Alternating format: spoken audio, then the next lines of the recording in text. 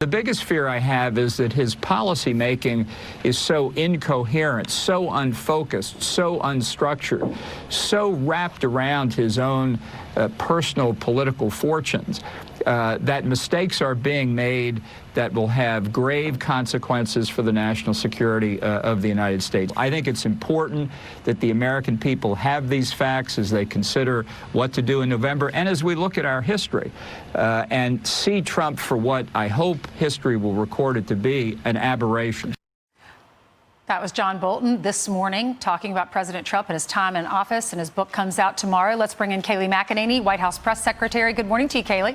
Good morning. Good morning. So that was the latest John Bolton soundbite. What's your reaction? Yeah, John Bolton will be remembered as a failed national security advisor. He's a warmonger. He's someone who would have had us at war with North Korea and with Iran if it was up to him. The president brought him in to be a counterbalancing voice because the president appreciates alternative opinions, but ultimately President Trump's gut leads the way. And thank goodness it was President Trump at the helm who was able to de-escalate tensions with those two countries because John Bolton was a complete and utter disaster.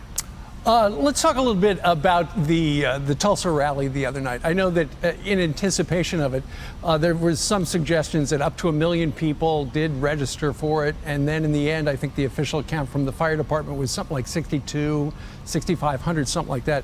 Then there were reports that teenagers on TikTok or fans of K-pop, which is Korean pop music, may have sabotaged the rally. Brad Parscale said yesterday, no, it's the media freaked people out because they were talking about, anarchists and COVID. My question to you, Kayleigh, is how angry was the president that there was just a sea of blue empty chairs? The president was not angry at all. The president was quite energized. I was with him after the rally. It was a huge success. His speech got rave reviews. He was in good spirits on Marine One. And what the president routinely does is draw extraordinary turnout, as we saw, for instance, in the event with Prime Minister Modi. 50,000 people turned out. He was in a great mood. It was a great night, and there was a lot to celebrate. Kayleigh, you're saying he was not furious because we've known Donald Trump. He was on this show every Monday for years.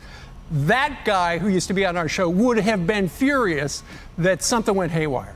In my interactions with the president after the rally on Marine One with him, I checked in with him on Air Force One, and he was in very good spirits. Spoke with him again about the rally yesterday, and it got rave reviews.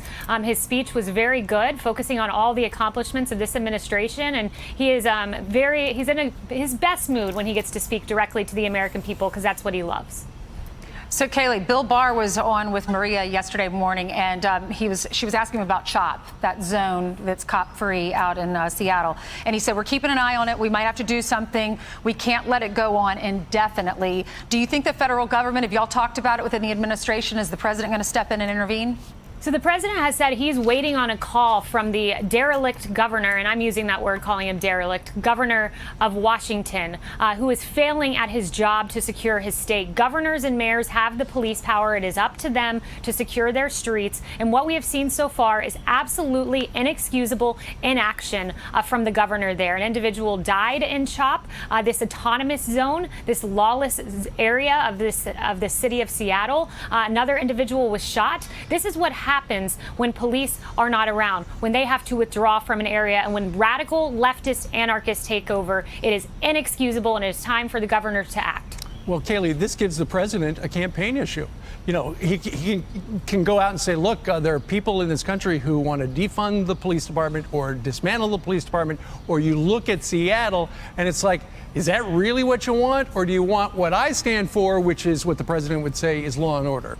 That's exactly right. It's a contrast because it's not just Seattle. It's these Democrat-run cities and in some cases states. So look at Minneapolis, for instance. The lawlessness we've seen there. 11 people shot over the weekend, and one individual, a young father, losing his life. And it's Father's Day weekend. You know, this is a tragedy. What we see in Chicago, the violence there, 11 people killed in Chicago over the weekend. We need law and order in our streets because it is a tragedy each time an individual dies. And what we saw is when the president took over and surged the National Guard here in Washington, D.C., it was peace that Monday night compared to the absolute chaos we saw on Sunday night when Mayor Bowser was in charge of the streets of Washington, D.C. Kaylee, great to see you. Thanks for coming on. Good to see you.